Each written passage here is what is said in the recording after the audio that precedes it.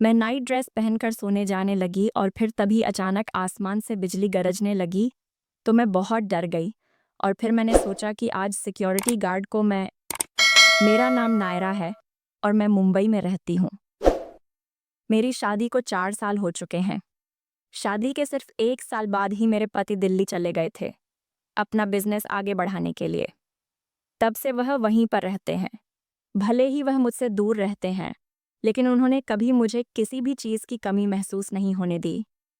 मेरे लिए उन्होंने घर पर नौकर रखा, मेरी सुरक्षा के लिए गार्ड को नौकरी पर रखा और मुझे मेरी व्यक्तिगत सुविधा के लिए एक कार भी दी।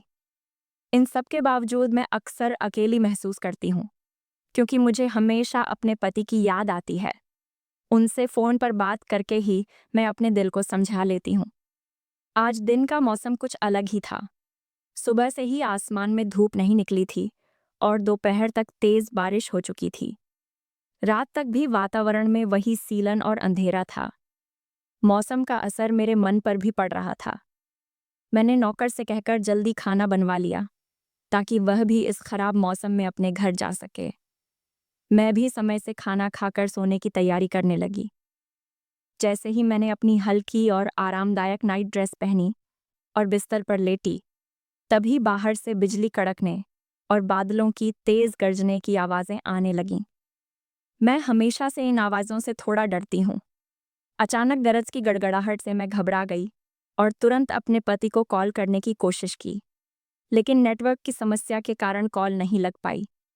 कमरे में अकेले रहना उस समय मुझे और भी डरावना लग रहा था। मेरे मन में बार बार यह विचार आ रहा था कि काश मेरे पति इस समय मेरे पास होते। लेकिन फिर अचानक मुझे एक ख्याल आया और मैं उठकर बाहर चली गई। मैं सीधी घर के मेन गेट पर पहुंची, जहां हमारा सुरक्षा गार्ड रामपाल ड्यूटी पर था। मैंने उसे आवाज़ दी और पास बुलाया। उसने आते ही पूछा कि क्या कोई समस्या हो गई है। मैंने कहा कि आज उसे सिर्फ घर ही नहीं, बल्कि मेरी भी सुरक्षा करनी होगी। पहले तो वह थोड़ा उलझा कि मैं कहना क्या चाह रही हूँ। फिर मैंने साफ कहा कि आज मुझे बहुत डर लग रहा है, इसलिए वह बाहर नहीं बल्कि मेरे कमरे के बाहर खड़ा होकर पहरा दे। उसने बिना देर किए हामी भर दी और कहा कि अब मुझे घबराने की ज़रूरत नहीं है। मैं वापस अपने कमरे में चली आई और उसने दरवाजे के बाहर खड़े होकर ड्यूटी शुरू कर दी। थोड़ी देर बाद फिर से आसमान से तेज़ बिजली की कड़क और बादलों की गड़गड़ाहट सुनाई दी। मेरा दिल धड़क उठा, लेकिन तभी मुझे याद आया कि बाहर कोई है जिस पर मैं भरोसा कर सकती हूँ। इस विश्वास के साथ मैंने धीरे धीरे आंखें बंद कीं और आखिरकार नींद आ गई। सुबह मेरी नींद खुली तो सबसे पहले मैंने खुद को संभाला, अपनी ड्रेस ठीक की और बाहर आई। मेरी नज़र जैसे ही दरवाजे पर गई, मैंने देखा कि रामपाल अब भी वहीं खड़ा था।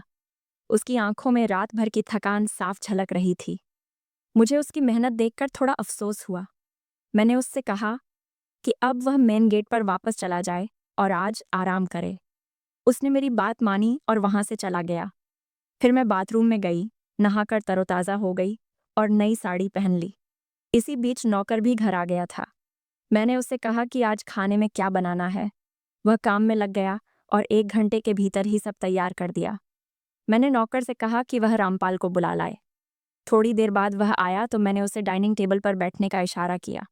रामपाल ने पहले मना किया और कहा कि वह मेरे साथ कैसे बैठकर खा सकता है, लेकिन मैंने समझाया कि उसने पूरी रात मेरी सुरक्षा में बिताई है। यह मेरा कर्तव्य है कि मैं उसके साथ भोजन करूं। आखिरकार वह मान गया और मेरे साथ बैठकर खाना खाने लगा। यह देखकर मुझे संतोष हुआ कि मैंने उसका सम्मान किया। खाना खाने के बाद मैंने उससे कहा कि अब वह अपने घर जाकर आराम करे और रात को समय पर लौट आए। मैंने उसे यह भी कहा कि अब से वह सिर्फ गेट पर ही नहीं, बल्कि मेरे कमरे के बाहर भी ड्यूटी किया करे, क्योंकि उसकी मौजूदगी से मुझे सुकून और सुरक्षा का एहसास होता है। उसने तुरंत सहमति जताई और कहा कि अब से मेरी सुरक्षा की पूरी जिम्मेदारी उसकी होगी। रामपाल के जाने के बाद मैंने भी चैन से अपना खाना खाया और फिर कमरे में जाकर टीवी देखने लगी। उस रात का अनुभव मेरे लिए एक अलग तरह का सबक था। मैंने महसूस किया कि जब पति दूर होते हैं तो अकेलापन कितना भारी पड़ सकता है, लेकिन साथ ही यह भी जाना कि कभी-कभी भरोसा और साथ उन लोगों से भी मिल सकता है, जिन्हें हम बस एक ज़िम्मेदारी निभाने वाले इंसान के रूप में देखते हैं। तो दोस्तों, यह थी हमारी आज की कहानी। अगर यह कहानी आपके चेहरे पर मुस्कान लाई हो, तो अनवी टॉक्स को सब्सक्राइब करें और वीडियो को लाइक करें।